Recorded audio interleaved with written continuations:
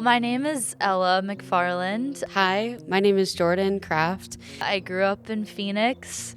I love the desert. I feel like the desert is a part of my identity a little bit. So I met Jordan. We had the same homeroom together. We were starting to talk about Chapman because I found out she was going there and I had decided to go there.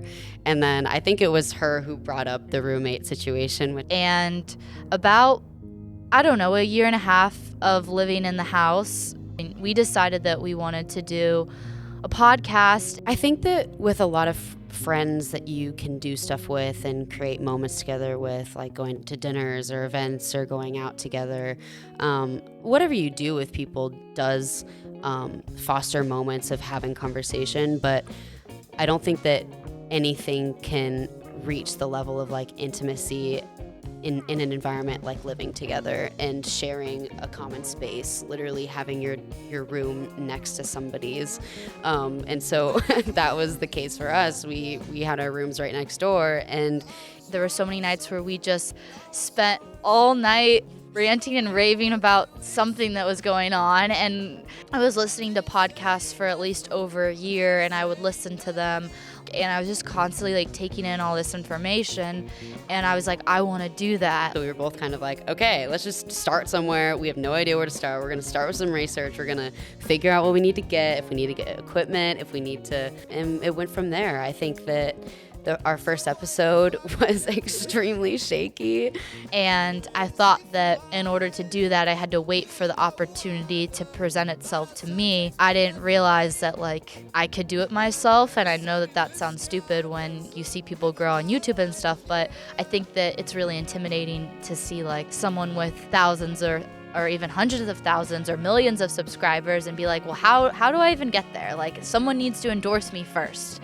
And I think that's the lie in starting anything, is that's just meant to hold you back. But I think that's how our relationship really strengthened, because we had obviously been friends, but it was only until we really were able to have an opportunity to like get into those conversations and realize that both of us had such like shared values. I think that our values really binded us. The types of dialogue that I gravitated to the most were the ones that were casual and that could show some sort of humanity, some sort of wheels turning as they're speaking. And you can watch and listen to conversations unfold in the time that you're listening to it.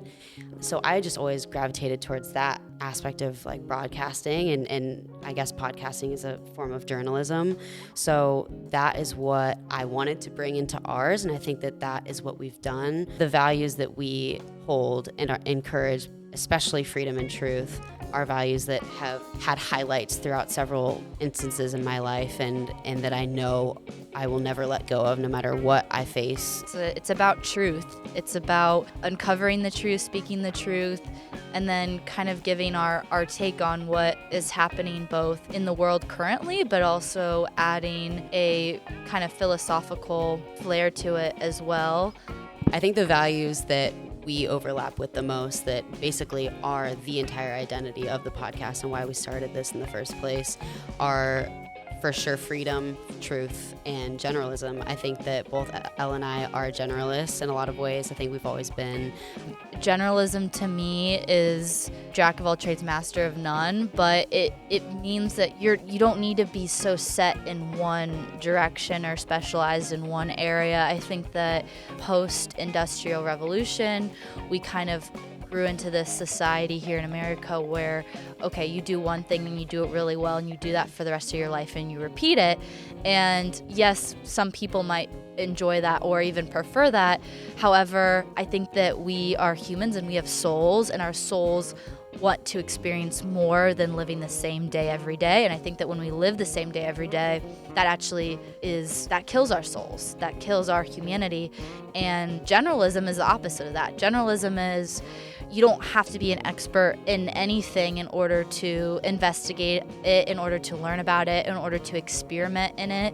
And I think that Jordan and I grew up with YouTube kind of breaking that culture of everyone being an expert because it allowed for people to share basic knowledge on how to do things that otherwise you wouldn't know how to do. And so when I discovered just the word generalism, or what a generalist is, it actually shined a lot of light onto myself and helping me sort of navigate like what it was I wanted to do in my career, what it was that I wanted to do with my life, and how I could then describe myself and define myself.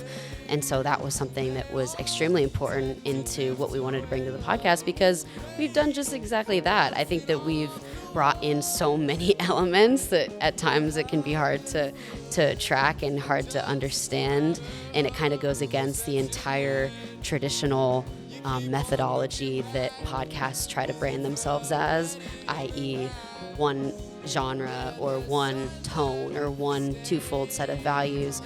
We are not that, and this was in the beginning an issue that we actually had to overcome, of how exactly do we try to brand ourselves without foregoing the values that we know we want to keep there, and being trailblazers in the space of not only confining to one genre, and instead kind of bringing in everything that we know and love and want to be talking about, because that is a lot of things. That's what we want. That's how I live my life. That's how Jordan lives her life. And that's how we want people to live their lives. So that's why we have that at the base of our podcast as a value. And the topics that we talk about, that's what they embody. That's why we don't limit ourselves to one topic, because that's not living life. That's not feeding your soul, ultimately. We're sort of contrasting the stigma of you don't have to have the super high production value type of show. You can just get on and show people that you're thinking and that your brain is working and trying to unravel whatever it is that discussion is focusing on, without adding all of this fluff that doesn't even need to be there. And I think that we really do try to be apolitical. I think that people think that, who don't listen to our episodes all the way through and that don't really know us, and by know us I mean like are invested in the podcast, they might look at like a clip or an episode cover and be like, oh, this is political, blah, blah, blah. But if you really get to the heart of it, like, we're about encouraging humanity. Last year especially was a turning point for us, just realizing that we didn't want to censor ourselves. We wanted to try as hard as we could to stay true to what we believe in and bring that into our dialogue as much as possible, without being too forceful, without completely like coming in full force. But I think anyone who listens to us now in any episode, our values are not hidden. The podcast is important to me because it has taught me, it helped me grow up, it helped me realize who was important in my life and who wasn't. It taught me how to speak the truth and how to have courage. I think in my head, I thought that I knew the truth and I had it figured out, but I was living a different way. And it took me, I can say confidently, it took me 8 years to break out of that. And I think that if it wasn't for the podcast, I might still be living in fear. And I think especially with COVID, we are being tempted with the most amount of fear that we've ever had. And I'm so grateful for Highly Inspired because it taught me how to have the strength and it built those muscles for me. It's like exercise. Yeah, I believe what we do is an art form. It took me a long time to realize that, but it is. I mean, we're telling a story with our words, and we have a message, and we have a beginning, middle, and an end, and it can't be forced, and you can't just look at the statistics of it and be like, oh, well, people liked when you talked about that, so don't talk about that. And whenever we would self-censor, the product was worse. I think Ella said it really well, that what we do is an art form, and it might not speak to everyone, and it might not land in the way that we want it to in everyone's heart. But I think as long as we're sticking to what we know we're supposed to be doing and what fits for us, then there's bound to be people who are going to see the beauty in it, the art form in it. Yes. Oh my gosh, I love our little community. I will say it's little, but it's strong. And that is so fulfilling, because one of the biggest things that both Elle and I wanted when getting into this was wasn't supposed to be some platform for us to just spew at with like no feedback or without any desire for feedback. That's all we've wanted. We've wanted people to come to us and maybe pick apart something that we said or an argument that we made and help us refine it more. We want people to come bond with us over maybe a shared ideology that we may have, and we've gotten that so far, and those are the moments that I cherish the most and that I've realized are kind of like the most fulfilling out of this whole thing. Just realizing that although in this digital world we look at numbers and pictures and profile pictures on all of these platforms, the words that people actually share in comment sections and with DMs and with wherever it may be, anytime people can actually bring more humanization into the digital space is something that I think is awesome, and a beauty that is within tech that is definitely underrated. So I hope that keeps happening, and I'm sure as we continue to build our community, our fans will then be able to connect with each other and continue connecting with us, and we want to have more people on. So the opportunities are endless, and yeah, I just want to make sure that we're having that human element in the picture as much as we can. The goal is to be as decentralized as possible, and part of why we're doing this video is to get that message across to our fans so that they, can support us. And I think that the best way to do that is to have our own website, have the mailing list going, have everyone use our own site as much as possible, and wean off centralized platforms like YouTube and social media and use them as growth platforms, but ultimately have our core audience on our own site. And that's what I want out of the podcast. I want new people, real people. I want community. I want everyone not to feel alone, because right now everyone in charge is trying to make you feel alone, and everything online makes you feel alone, and loneliness is, again, it's not good for the soul. Okay, long term, I hope that Highly Inspired as a brand and as an ideology and as an encouragement of the values of freedom and truth and generalism, I hope that stays forever.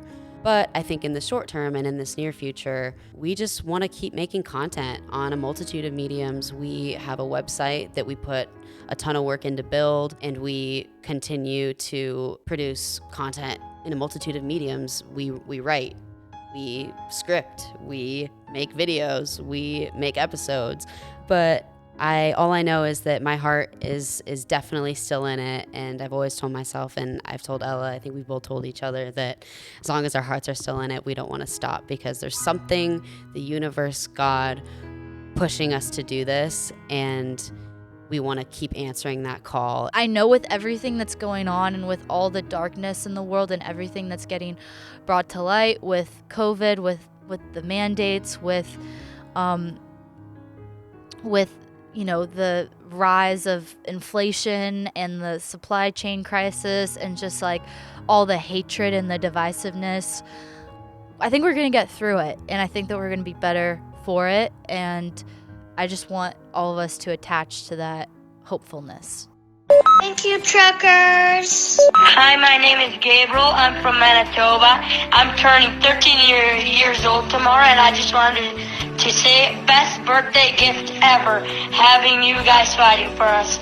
I am so glad for you, truckers. You rock. Good night, truckers. Thank you. Tristan, Canada, truckers.